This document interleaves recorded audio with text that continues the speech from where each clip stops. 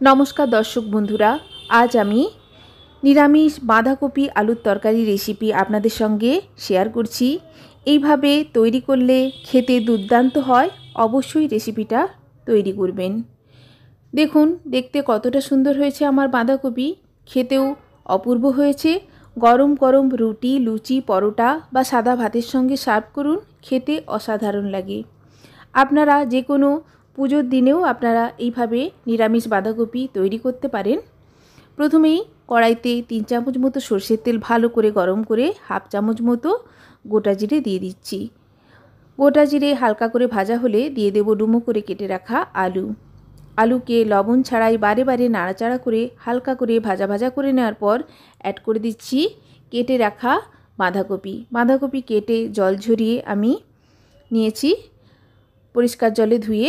সেই কেটে রাখা বাঁধাকপি ভালো করে আলুর সঙ্গে নাড়াচাড়া করে বাঁধাকপি ও আলুকে হালকা করে তেলের সঙ্গে ভাজা ভাজা করে নেব। এইভাবে হালকা করে ভেজে রান্না করলে বাঁধাকপির স্বাদটা কিন্তু একেবারে অন্যরকম হয়। ভালো করে দেখুন লবণ ছাড়াই নাড়াচাড়া করে হালকা করে ভাজার পর অ্যাড করছি হাফ চামচ মতো কাশ্মীরি রেড চিলি পাউডার। এতে করে তরকারির কালারটা খুবই ভালো আসে। দিয়ে দিচ্ছি হাফ চামচ মতো ধনের গুঁড়ো, হাফ চামচ মতো জিরের গুঁড়ো, পরিমাণ মতো হলুদ।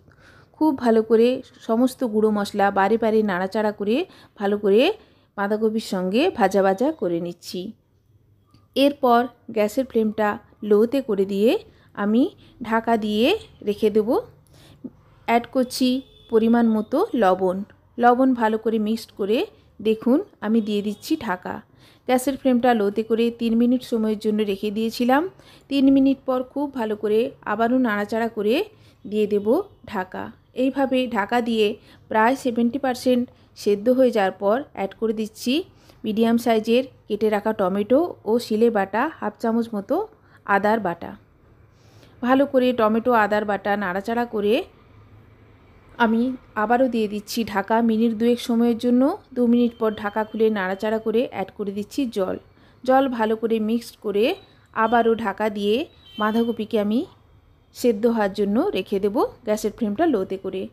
অপর একটা ফ্রাইং প্যানে তেজপাতা, শুকনো লঙ্কা, দারুচিনি, এলাচ, লবঙ্গ দেওয়ার পর হালকা করে নাড়াচাড়া করে নিয়ে সমস্ত উপকরণ অ্যাড করছি।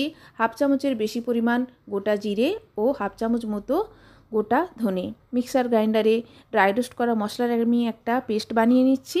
সেই পেস্ট আমি স্মুথ পেস্ট একটা বানিয়ে নিয়েছি। প্রায় 1.5 চামচ মতো বাঁধাকপির ওপর দেখুন ঢাকা খুলে দিয়ে দিয়েছি। অ্যাড করছি সামান্য একটু পরিমাণ চিনি স্বাদটা ব্যালেন্স করার জন্য ও হাফ চামচ মতো ঘি অবশ্যই অ্যাড করবেন, যেহেতু নিরামিষ তরকারি। ঘি তরকারির স্বাদটাকে আরও দ্বিগুণ করে তোলে। ভালো করে সমস্ত উপকরণ মিশিয়ে দিয়ে দিচ্ছি 2টো চেরা কাঁচা লঙ্কা, সুন্দর একটা ফ্রেশ ফ্লেভারের জন্য। ভালো করে মিক্সড করে 5 মিনিট স্ট্যান্ডিং টাইমে রেখে গরম গরম সার্ভ করুন। অবশ্যই ট্রাই করবেন, খেতে দুর্দান্ত হয়। ধন্যবাদ।